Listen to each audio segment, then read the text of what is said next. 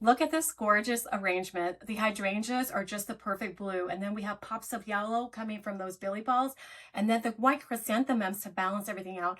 I cannot wait to show you how I made this one. Let's make some baby shower flowers.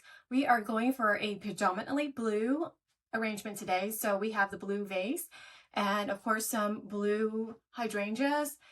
We'll have a little bit of shepherd's purse for the greenery.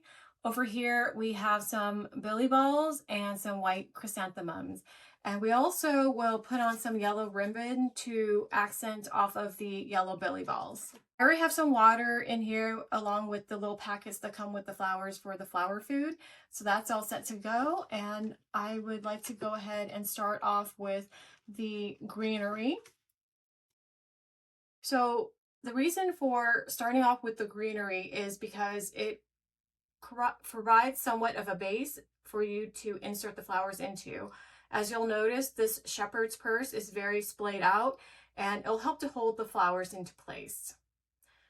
And when you're putting flowers into a vase or a vessel, the rule of thumb is the height of the flower arrangement should not be more than 2 to 3 times the height of the vase. Technically, we could have it come up to here, but I'm going to make it a little bit lower than that. So maybe just 2 times the height of the vase.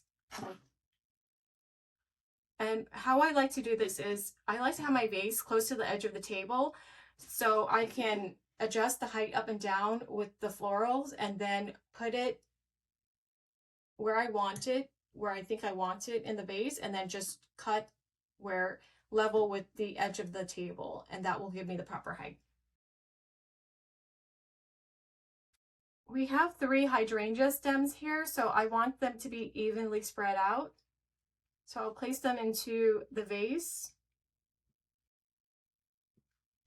equally distant from each other. And as you'll see, the stem is flopping over quite a bit. So I want to go ahead and cut it down so that it's better supported. Or I can just insert it more into the middle of this as well. So that does work. But I'm looking at the height and it's a bit high. Visually, you want to have the larger blooms lower in the arrangement because it's just more aesthetically pleasing. So I'll go ahead and cut this one down for that reason.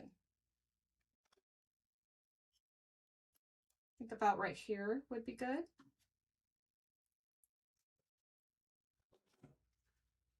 And I'll insert it on the inside of the shepherd's purse to provide a little bit of support. It adds more interest when the flowers of similar color are not all the same height.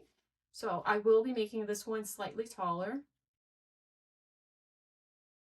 Again, with this one, I'll try to go somewhere in between the other 2 as far as height goes. Okay, so now the next largest flowers would be these chrysanthemums. And I will just spread these all around the vase.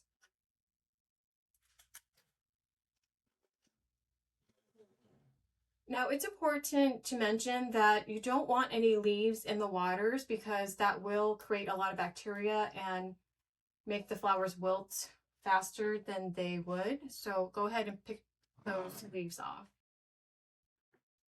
And as I'm selecting these flowers, I want to do the smaller blooms towards the middle and the top because as I mentioned before, you want to have the larger flowers towards the base of the vase.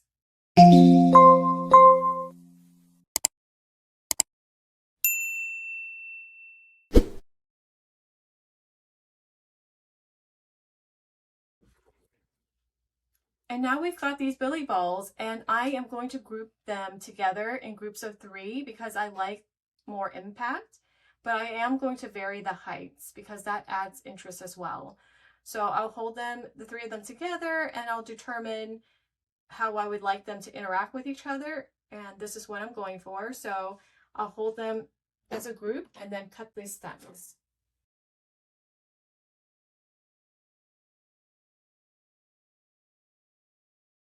And then now I'll just do groups of 2 so I can have pops of yellow in various places.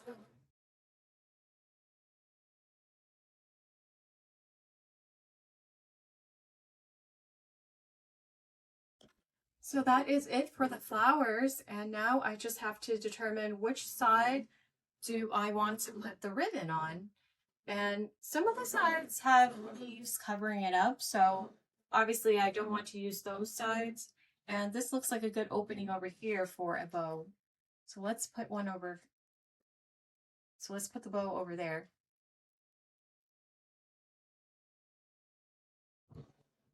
And it's okay to readjust some of these stems as you move along. This one seems to be a little bit long, and because it's all embedded with each other, I don't necessarily want to cut it, so I'll just go ahead and push it upward and then just come over here and take a stem from over here and get it to the height that I would like. So let's see, would that work? Yeah, that was cut to the right size, so I'll just insert it here. See how that rearranged it? And now it's allows for the ribbon to show through. So what I'm going to do, because this ribbon is sheer, I want it to really come through, the yellow to really come through. So I am going to double it up. But first I'm going to determine how long of a piece of ribbon I'm going to need. And I'm going to allow each side to be about 14 inches long. Go ahead and cut this here. And then I will double it up along with the other one. And I staggered it about 1 inch because the end result is going to be staggered, the ribbon ends when they're on the base. So I went ahead and staggered it at this point.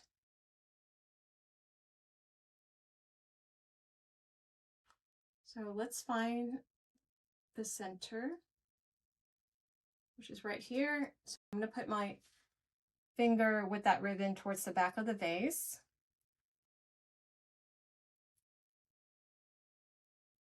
And then I'm going to check to make sure that it's laying nice and flat in the back there. And it is, so we're good to proceed with tying this bow. And it's just a simple bow, the same way you would tie a shoelace. I really like the impact that having a double layer of ribbon creates because you get more pops of yellow. So I'm just spreading out the ribbon part. And as you can see, it looks much nicer having 4 little ribbons hanging down versus just 2. And there are a couple of ends that haven't been cut nice and smooth, so I will go ahead and do that now. There you go, finished baby shower arrangement.